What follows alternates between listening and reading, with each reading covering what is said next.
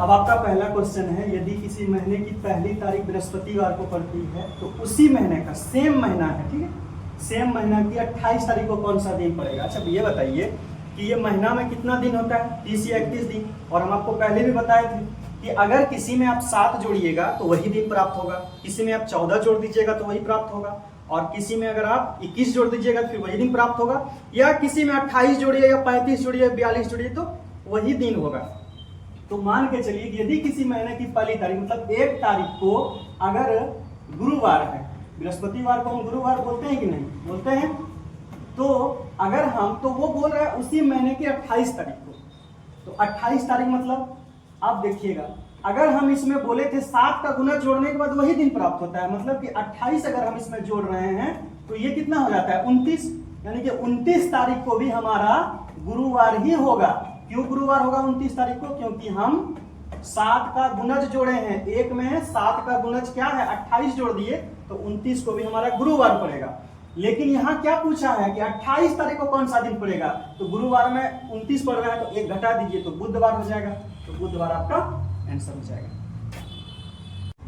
चलिए हम दूसरा क्वेश्चन देखते हैं। वर्ष 1975 का 31 दिसंबर अगर सोमवार है तो वर्ष 1976 का 5 मार्च को कौन सा दिन होगा। चलिए देखते हैं इस क्वेश्चन में। सबसे पहले ये 1975 का 31 दिसंबर को कौन सा दिन है, सोमवार। अब हमको ये पता करना है कि 1976 को और उसमें 5 मार्च। अब आप एक चीज गौर कीजिएगा, 1975 जनरल वर्ष, 1976 में जैसे हम प्रवेश करेंगे तो वो तो हो जाएगा लीप ईयर वर्ष। क्यों, क्योंकि इसमें 4 से पूरा भागा लग रहा है। तो जब हम 31 दिसंबर 1975 से यात्रा करते हुए 5 मार्च 1976 में जाएंगे तो क्या बीच में 29वां महीना आ रहा है। इस जगह आपको बड़ी गौर करने की आवश्यकता है। कभी कभी हम लोग क्या करते हैं कि फरवरी हम लोग 28, जनरल तो 28 ही रहता है, तो हम लोग क्या करते हैं 28 मान करके निकल जाते हैं। लेकिन हमको एक बार रुक करके देखना है कि रास्ते में कहीं लीप ईयर तो नहीं आ रहा, लेकिन इस क्वेश्चन में रास्ते में लीप ईयर आ रहा है। हम लोग 29 फरवरी को भी पार कर रहे हैं, ठीक है, तो ये चीज हमको ध्यान रखना पड़ेगा। तो चलिए चलते हैं। सबसे पहले जब 31 दिसंबर को सोमवार है तो जनवरी, अब तो जनवरी आएगा, 31 दिसंबर के बाद तो जनवरी आएगा। चलिए तो हमारा जो होगा जनवरी में कितना दिन हो जाएगा, जनवरी में हो जाएगा 31 दिन, ठीक है।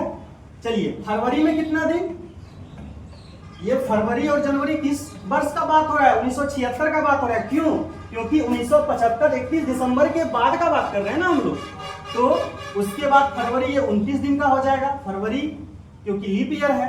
अब जो है मार्च में 5 दिन होगा। क्यों 5 दिन होगा, क्योंकि 5 मार्च को ही पूछा। एक चीज आप और ध्यान रखिएगा, जिस दिन से पूछे उस दिन को नहीं लेना है, जिस दिन का पूछे उस दिन को लेना है, जिस दिन में आप हैं उसका नहीं लेना है। जैसे कि आप 31 दिसंबर को हैं तो आप 31 दिसंबर को गिनती नहीं कीजिएगा, जिस दिन का आपका पूछा जाए, 5 मार्च को पूछा जाएगा तो 5 मार्च को आपको लेना है, इसलिए हम यहाँ पे 5 ले लिए हैं। अब जोड़िए 31 और 29 कितना हो जाएगा 60, और 60 में 5 जोड़ दीजिएगा तो टोटल जो होगा 65 डे होगा।